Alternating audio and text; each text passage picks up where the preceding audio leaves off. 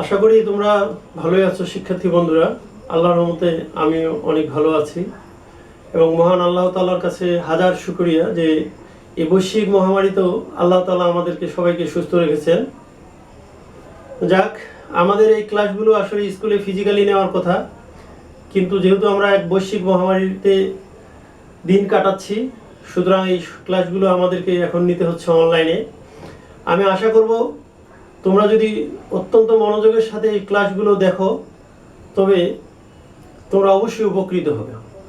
Online ক্লাসের আরেকটা বিশেষ সুবিধা যেটি তুমি বারবার ক্লাসটি দেখতে পাবা, যেটি আসলে আমরা ফিজিক্যালি একবার বললেই হয়তো সেটি আর পরবর্তীতে থাকবে না। তো এটা এখানকার একটি বিশেষ সুবিধা। যাই হোক, আমি শুরু করতে যাচ্ছি। সর্বপ্রথম আমি আজকে যে ক্লাসটি নিব সেটি হলো উচ্চতর গণিত এবং এটি নবম এবং দশম উভয় শ্রেণীর জন্যই প্রযোজ্য। উচ্চতর গণিতের অধ্যায় দশম দ্বিপদী বিস্তৃতি, দ্যাটস মিন বাইনোমিয়াল এক্সপেনশন সম্পর্কে আমি আলোচনা করব। এটি তোমাদের পাঠ্যপুস্তকের 223 নাম্বার পৃষ্ঠায় এই বিষয়টি রয়েছে। তো তোমরা আমার লেকচারের সাথে সাথে তোমাদের পাঠ্যপুস্তক খুলে নিবা এবং পাঠ্যপুস্তকের সাথে একটু মিলিয়ে দেখবা। যাও, দ্বিপদী বিস্তৃতি আসলে শুনলেই মনে হয় যে তোমরা একটু চমকে যাচ্ছ। আসলে চমকে যাওয়ার কিছু নেই। দ্বিপদী বিস্তৃতি এটি খুবই একটি সহজ জিনিস। দ্বিপদ, দ্বি কথার অর্থ দুই, আর পদ মানে হলো দুইটি রাশি। সুতরাং আমরা দ্বিপদী বলবো যে দুটি রাশির সমন্বয়ে যে বীজগণিতীয় রাশি সেটাই দ্বিপদী রাশি। যেমন আমরা উদাহরণ দিতে পারি a plus B, X minus Y, A square minus B square, 1 minus Y square ইত্যাদি ইত্যাদি। এ ধরনের আমরা উদাহরণ দিতে পারি। তো যাই হোক, আমরা দ্বিপদী বিস্তৃতির জানার আগে আমাদের এখানে কিছু বেসিক জিনিস জানা দরকার। আসলে বর্তমানে আমাদের যে বিষয়টা আমরা লক্ষ্য করি, শুধু শিক্ষার্থীরা বেসিক জিনিসগুলো না জেনে তারা জানতে আগ্রহী যে কিভাবে এ প্লাস পাওয়া যাবে, কিভাবে দুইটা সমস্যার সমাধান করা যাবে এবং কোনটি বেশি ইম্পর্টেন্ট। আমি তোমাদের প্রায় বলে থাকি যে আসলে তোমার বেসিকটা যদি ভালো না হয় তাহলে কিন্তু তুমি ভালো কিছু করতে পারবে না, ভালো কোথাও তোমার কিন্তু জায়গা হবে না। সুতরাং আমরা বেসিক জিনিসগুলো আগে জেনে তারপরে আমরা আমাদের প্রবলেমগুলোতে যাব। তো আমরা লক্ষ্য করি 223 নাম্বার পৃষ্ঠায় বইয়ের যে এ অধ্যায় শেষে শিক্ষার্থীরা কি কি শিখবে। তো এখানে অনেকগুলো টপিকস আছে, তার মধ্যে একবারেই নতুন যেটি সেটি হলো ফ্যাক্টোরিয়াল এন, আর একটি হলো এনসিআর। দ্যাটস মিন এই দুটি বিষয় তোমাদের কাছে একবারেই নতুন। তো আমরা এখন আলোচনা করব এই দুটি বিষয় নিয়ে। একটি হলো ফ্যাক্টোরিয়াল এন, একটি হলো এনসিআর নিয়ে। তো ফার্স্ট টাইম আমি ডিসকাস করব ফ্যাক্টোরিয়াল এন নিয়ে এবং সেকেন্ড টাইম এটি। আমার বিশ্বাস তোমরা যদি একটু ভালোভাবে এটি লক্ষ্য করো তাহলে আমার মনে হয় যে তোমাদের কোনো রকম সমস্যা হবে না ইনশাল্লাহ, তোমরা এটি নিজেরাই পারবা। আমি ছোট্ট একটু উদাহরণ দিয়ে দেখাই। আমরা যদি 2কে চিন্তা করি, এটি লিখতে পারি 2 × 1। এর পরে যদি আমি চিন্তা করি 6, দ্যাটস মিন তোমরা লিখতে পারবা 3 × 2 × 1। এবার আমি যদি একটু বড় সংখ্যার মধ্যে যাই, আমি যদি এরকম চিন্তা করি যে 120, দ্যাটস মিন আমি 5 × 4 × 3 × 2 × 1 এটা অবশ্যই লিখতে পারবো। তোমরা দেখো যে এই কয়েকটা সংখ্যা গুণ করলে অবশ্যই 120 হবে। এখন এখানে একটা মজার ঘটনা হলো যে তোমরা লক্ষ্য করো এখানে একটা বেশ ছন্দ আছে। ছন্দটি এমন যে 1 2 2 এর পরে 1, 3 3 এর পরে 2 তারপরে 1, দ্যাটস মিন প্রত্যেকটি সংখ্যার পর 1 1 করে কম এই সংখ্যা এখানে রয়েছে। তো এটা একটা বিশেষ ধরনের ছন্দ আছে। এই ছন্দটাই আসলে ফ্যাক্টোরিয়াল। এইটিকেই আসলে গণিতবিদরা লিখেছে ফ্যাক্টোরিয়াল 2 or 2 ফ্যাক্টোরিয়াল। এটাকে লিখেছে ফ্যাক্টোরিয়াল 3 or 3 ফ্যাক্টোরিয়াল। এটাকে লিখছে ফ্যাক্টোরিয়াল 5 or 5 ফ্যাক্টোরিয়াল। 5 ফ্যাক্টোরিয়াল। তো এটি আমরা দেখি একটু যে 5 ফ্যাক্টোরিয়াল। তো এখন আমরা আসি যে এটি এমন তো হতে পারে যে আমি যদি লক্ষ্য করি যে এবার আমি একটু উল্টোটা চিন্তা করব, দ্যাটস মিন 8 ফ্যাক্টোরিয়াল। তখন আমি এটাকে কিভাবে ভাঙাবো? এখানে একটা জিনিস তোমাদেরকে বলি যে তোমরা এর মধ্যে হয়তো লক্ষ্য করছো যে ফ্যাক্টোরিয়াল চিহ্নটা হলো, একটু দিয়ে দিলাম, যে ফ্যাক্টোরিয়াল 5 হয়েছে যখন এখানকার 5 থেকে শুরু হয়ে 1 গেছে তখন হয়েছে ফ্যাক্টোরিয়াল 5, 3 থেকে শুরু হয়ে যখন 1 গেছে তখন হয়েছে ফ্যাক্টোরিয়াল 3। তো এইটাকে যদি রিভার্সলি আমরা চিন্তা করি 8, তখন হবে 8 into 7 into 6 into 5 into 4 into 3 into 2 into 1, that's mean এটা। এখন আমরা একটু দেখি যে এই পোর্শনটাকে যদি আমরা একটু আলাদা করে লক্ষ্য করি তাহলে এটাকে কি আমরা এইভাবে লিখতে পারি না? 8 ইন্টু 7 ইন্টু 6 ইন্টু ফ্যাক্টোরিয়াল 5। আসলে এই পোর্শনটার সাথে একটু পুরোপুরি কি মিল আছে? সুতরাং আমরা এটাকে লিখতে পারি ফ্যাক্টোরিয়াল 5। তো তেমনি যদি আমি পোর্শনটাকে একটু বাড়িয়ে নিয়ে এই পর্যন্ত লিখি তাহলে আমি লিখতে পারবো কি 8 ইন্টু ফ্যাক্টোরিয়াল 7, দ্যাটস মিন এটাকে আমি এইভাবে লিখতে পারি 8 ইন্টু ফ্যাক্টোরিয়াল 7, সরি আমি পাশেই লিখলাম 8 into factorial 8 minus 1, that's mean factorial 8 যখন আসলো তখন হলো 8 ইন্টু ফ্যাক্টোরিয়াল 8 মাইনাস 1। এবার আমি এইটাকে যদি একটু বড় করে লেখার চেষ্টা করি, দ্যাটস মিন অনেক বড় সংখ্যা, সে সংখ্যাটা এমন হতে পারে, আমি উপরে একটু মিশাইলাম যে সংখ্যাটা n, সংখ্যাটা হলো n ফ্যাক্টোরিয়াল। তখন আমি কি করব? ফার্স্ট টাইম আমাকে তো যে সংখ্যাটা দিয়ে শুরু সেটা লিখতে হবে এই অনুযায়ী, যেহেতু এটা 8 দিয়ে শুরু সুতরাং এটাকে 8 লিখতে হবে। তাহলে আমি এখানে করবো কি n, এরপর এটা 7 মানে 8 এর থেকে 1 কম, তাহলে n এর থেকে এখানে কি হবে? পরের সংখ্যাটা 1 কম, তারপর এটা আরেক কম, তাহলে কত হবে? n minus 2। এভাবে যদি চলতেই থাকে এক সময় সংখ্যাটা কোথায় চলে যাবে? 1 এ যাবে, তার সামনেরটা হবে 2, তার সামনেরটা হবে 3। তাহলে নিশ্চয়ই শিক্ষার্থী বন্ধুরা আমি ফ্যাক্টোরিয়াল n কে লিখতে পারবো n, n minus 1, n minus 8, এভাবে n মাইনাস 2 এভাবে চলে যাবে। তো এখন আমি যদি ফ্যাক্টোরিয়াল 8 কে এভাবে লিখতে পারি তাহলে এটাকে কি আমি লিখতে পারি না ঠিক এইটার সাথে মিল রেখে, এই জিনিসটার সাথে মিল রেখে, এই যে এই জিনিসটার সাথে মিল রেখে কি আমি এটা লিখতে পারবো n into factorial n minus 1? কারণ যেহেতু আমি ফ্যাক্টোরিয়াল 8 কে লিখেছি 8 ইন্টু 8 মাইনাস 1, তাহলে আমি অবশ্যই লিখতে পারবো ফ্যাক্টোরিয়াল n কে n ইন্টু n মাইনাস 1। আচ্ছা, তো এখন আসো যে আমার এরকম অসংখ্য সংখ্যা আছে যার আমরা ফ্যাক্টোরিয়াল খুব ইজি বের করতে পারবো। আসি আমরা, আমি যদি এখন তোমাদেরকে একটা উদাহরণ দিই যে তুমি ফ্যাক্টোরিয়াল 7টা একটু বের করো, তুমি কি করবা? হুট করে লিখবা 7 into 6 into 5 into 4 into 3 into 2 into 1। আচ্ছা, এখন আমি চিন্তা করলাম যে এই সূত্র অনুযায়ী আমি এত বড় লিখবো না, 7 ইন্টু ফ্যাক্টোরিয়াল 7 মাইনাস 1 লিখতে পারবো না? অবশ্যই লিখতে পারবো, কারণ এইটা মানে হলো কিন্তু এই জিনিসটা, দ্যাটস মিন কি কারণে? যে এইটা হলো 7 ইন্টু ফ্যাক্টোরিয়াল, এটা থেকে এটা বাদ দিলে 6, দ্যাটস মিন 7 ইন্টু 6 এর ফ্যাক্টোরিয়াল দিস। তাহলে ফ্যাক্টোরিয়াল সম্পর্কে আমাদের মোটামুটি একটা আমরা ধারণা পেলাম। এখন মজার বিষয় হলো যে ফ্যাক্টোরিয়াল এই যে n লিখলাম, nটা আসলে কি ধরনের নাম্বার? ফ্যাক্টোরিয়ালটা কি 0 হতে পারে না? দ্যাটস মিন এরকমও তো হতে পারে যে ফ্যাক্টোরিয়াল 0, এটার ভ্যালু কত? তো এইটার ভ্যালু আসলে 1।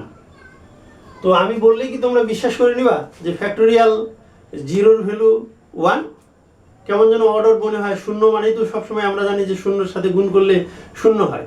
তাহলে এইটি আসলে প্রমাণ করা দরকার যে আসলে ফ্যাক্টোরিয়াল 0 সমান 1 কি না। তো আমরা যদি ফার্স্ট টাইম চিন্তা করি এরকম যে ফ্যাক্টোরিয়াল n ইকুয়াল আমরা লিখব কি n, আর এখানে লিখব ফ্যাক্টোরিয়াল n-1, যে সূত্রটা আমরা প্রথমে শিখে আসলাম। এখন আমরা যদি বলি যে n ইকুয়াল 1 হলে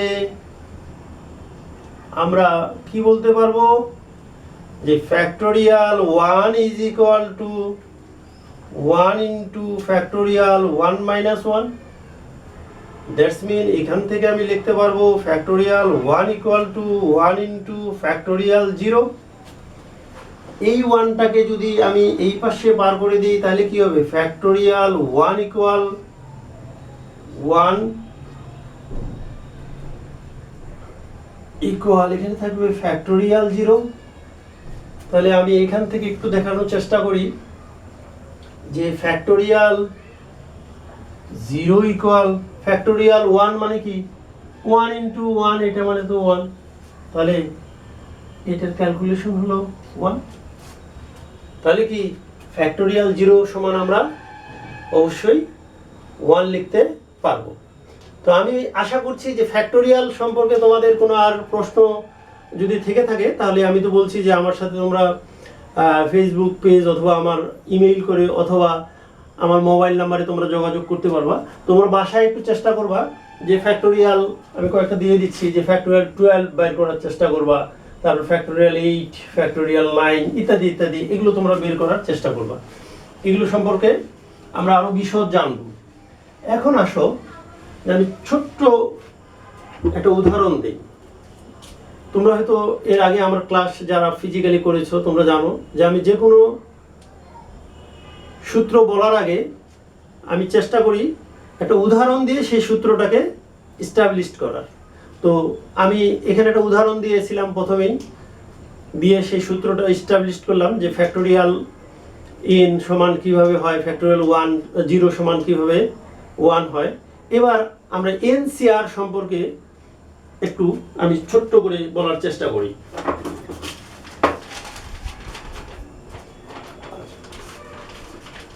আমি একটু দেখাই তোমাদেরকে। সে এখানে আছে 5 আর এটা 3, এটা আমি ফার্স্ট ব্র্যাকেটের মধ্যে আসলে এইভাবে রাখলাম। দ্যাটস মিন এটাকে আমি লিখলাম এইভাবে 3 ইন্টু 2 ইন্টু 1, আর এটাকে লিখলাম 5 ইন্টু 4 ইন্টু 3। আচ্ছা, আমার কৌশলটা হলো কেমন আসলে, এটা হলো 5, এটা হলো 3। 3 কে আমি ফ্যাক্টোরিয়ালে কিন্তু ভাগ করে ফেলেছি, 3 থেকে 2 থেকে 1 এ চলে গেছে। দ্যাটস মিন এটা হয়ে গেছে। ঠিক এখানে যদি 3টা আছে, 5 থেকে শুরু করে ওই পাশে আমি 3 সংখ্যা পর্যন্ত আগাবো। যদি এখানে 4 থাকতো তাহলে আমি লিখতাম এখানে 4 সংখ্যা পর্যন্ত আগাতাম। দ্যাটস মিন তাহলে পরের সংখ্যাটা হতো কি 2। আচ্ছা, এটা আমি নেক্সট দেখার চেষ্টা করতেছি। তাহলে এইখান থেকে আমি একটা কাজ করতে পারি, 5 ইন্টু 4 ইন্টু 3 ইন্টু 2 ইন্টু 1, আর 3 ইন্টু 2 ইন্টু 1 ইন্টু 2 ইন্টু 1। এই জিনিসটা আমি এখানে বেশি নিয়েছি। তো আমি যদি এইটুককে বাদ দিয়ে দিই, এই জায়গাটুকু যদি বাদ দিয়ে দিই, তাহলে উপরেরটা হয়ে গেল ফ্যাক্টোরিয়াল 5, এইটা কি হবে ফ্যাক্টোরিয়াল 3, এটা হবে ফ্যাক্টোরিয়াল 2। এখন এখানে আসো আমি একটু এখানে যোগ করতে চাই, ফ্যাক্টোরিয়াল 5, ফ্যাক্টোরিয়াল 3, ফ্যাক্টোরিয়াল 5 মাইনাস 3। খুব মজার ঘটনা, 5 এখানে 3, ওই 5টি বসেছে এখানে ফ্যাক্টোরিয়াল হিসেবে, 3টি এখানে বসেছে ফ্যাক্টোরিয়াল হিসেবে, আর কি করা হয়েছে, ঘটনাটি দাঁড়িয়েছে যে 5 থেকে 3 বাদ দেওয়া হয়েছে। আসলে আমরা যতগুলির ক্ষেত্রেই দেখব একই ধরনের ঘটনা ঘটবে। সে আমি যদি চিন্তা করি যে এবার আমি এটাকে কি করব, 8C2 করব, এটাকে আমি কি করব, এখানে দিব 8 আর এখানে দিব 2, তাহলে আমার কি ঘটনাটি ঘটবে, সব কিছুই ঠিক থাকবে। আমরা একটু লক্ষ্য করি, তাহলে এখানে আমাকে লিখতে হবে কি পর্যন্ত, 2 1 ফ্যাক্টোরিয়াল 2। আর উপরে আমাকে কয় পদ লিখবো, আমরা 2 পদ লিখতে পারবো, আমি 2টির বেশি পদ কিন্তু লিখতে পারবো না, আমাকে লিখতে হবে 2টি পদ। সেটি হলো কি 8 7। আসলে আমার মূল টার্গেটটা হলো কি, যে এটি যেহেতু ফ্যাক্টোরিয়াল 2 এ রূপান্তরিত হয়েছে, আমাকে এটা ফ্যাক্টোরিয়াল 8 এ রূপান্তরিত করতে হবে। তাহলে এইটাকে ফ্যাক্টোরিয়াল 8 এ রূপান্তর করতে গেলে আমার লাগবে 8 into 7 into 6 into 5 into 4 into 3 into 2 into 1। আর এখানে তো 2 ইন্টু 1 আছে, তাহলে এখানে আমি কোন জায়গাটুকু বেশি নিয়েছি, এইটুক। তাহলে এইটুকু এখানে আমি আবার ডিভাইড করে দেবো, 6 into 5 into 4 into 3 into 2 into 1, এটা আমি ডিভাইড করে দিলাম। তাহলে তো মানের কোনো পরিবর্তন হবে না। তো এখন আমি যদি এইটুককে মুছে ফেলি, তাহলে এইটা আমার হয়ে গেল ফ্যাক্টোরিয়াল 8, এটা হলো ফ্যাক্টোরিয়াল 2, এটা হলো ফ্যাক্টোরিয়াল 6।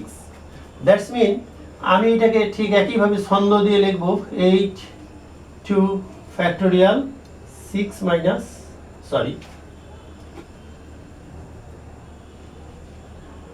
Factorial 8 minus 2। তাহলে দেখো প্রথমে আমি যে উদাহরণটা দিয়েছিলাম সেই উদাহরণটা আমি একটু লক্ষ্য করি, যে প্রথম উদাহরণটা ছিল আমার এরকম 5 এখানে 3, যেটির অবস্থা দাঁড়িয়েছিল এরকম ফ্যাক্টোরিয়াল 5 ফ্যাক্টোরিয়াল 3 ফ্যাক্টোরিয়াল 5 মাইনাস 3। আর এবার যে উদাহরণটা দিলাম সেটা হলো 8 2, সেটা দাঁড়িয়েছে ফ্যাক্টোরিয়াল 8 ফ্যাক্টোরিয়াল 2 ফ্যাক্টোরিয়াল 8 মাইনাস 2। এবার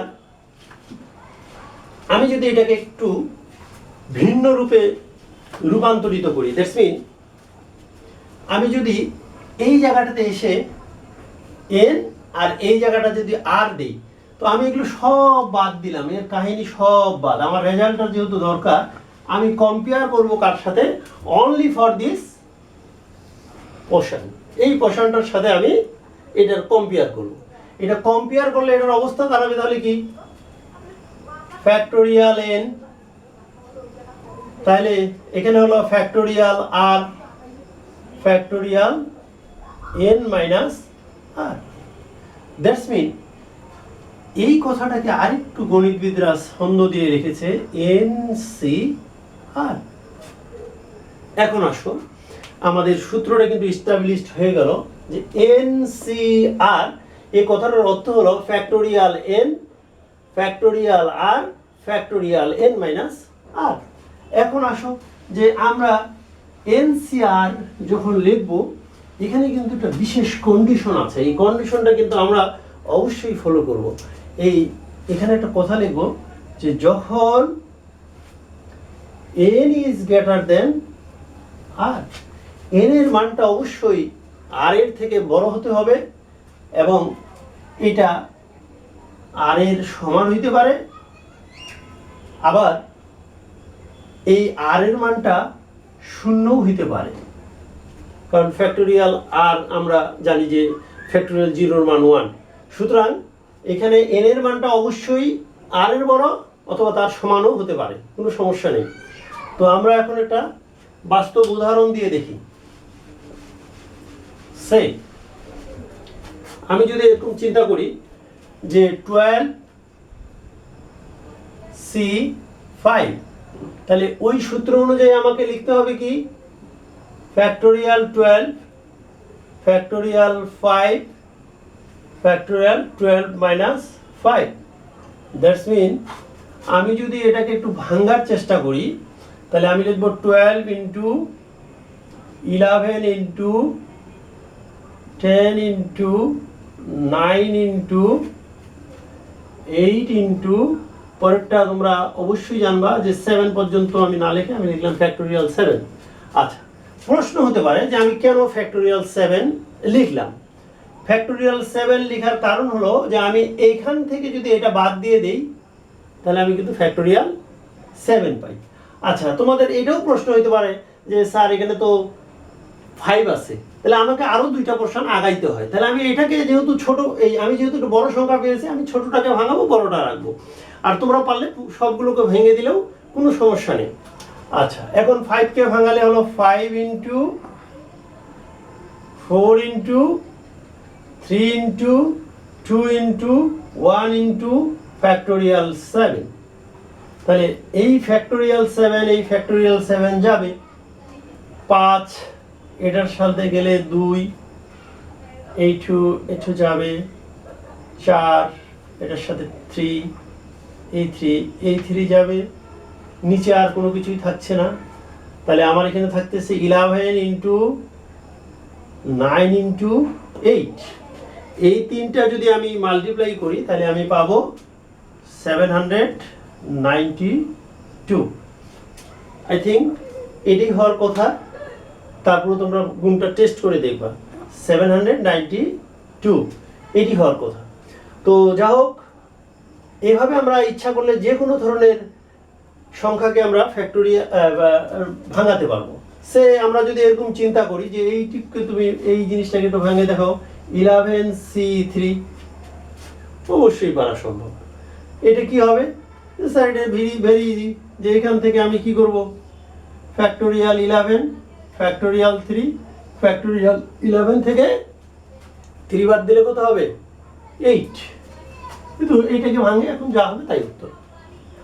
তো যা হোক বন্ধুরা, আমরা আলোচনা করলাম যে ফ্যাক্টোরিয়াল সম্পর্কে আলোচনা করলাম, এবং নতুন একটা অপারেটর যেটা NCR সম্পর্কে আমরা আলোচনা করলাম। তোমরা বাসায় এটাই ভালো করে লক্ষ্য করবা। এই দুইটি বিষয়ের উপর ভিত্তি করে আমরা আসলে দ্বিপদী উপপাদ্যের গাণিতিক সমস্যাগুলো সমাধান করব। এছাড়াও এখানে আরও কিছু বিষয় আছে, প্যাসকেল বিধি আছে, ইত্যাদি ইত্যাদি আছে। এগুলো আমরা নেক্সট ক্লাসে আলোচনা করব। তো সবাইকে অসংখ্য ধন্যবাদ। আমরা নেক্সট ক্লাসটা অবশ্যই তোমরা আমার দেখবা, এবং আমার ক্লাস সম্পর্কে তোমাদের কোনো কিছু বলার থাকলে সরাসরি আমার মোবাইল নাম্বার অথবা আমার ইমেইলে তোমরা মেইল করতে পারো। আমি আমার মোবাইল নাম্বারটা লিখে দিচ্ছি, 01845990240, আর আমাকে তোমরা মেইল করতে পারো, মেইল SWEETAAOYON@yahoo.com। তো ধন্যবাদ সবাইকে। সবাই ঘরে থাকি, ভালো থাকি, যেন আমরা আমাদের বিশেষ কোনো প্রয়োজন ছাড়া বাইরে না যাই। তো ভালো থাকবা সবাই। ধন্যবাদ সবাইকে। ঠিক আছে, ওকে, আল্লাহ হাফেজ।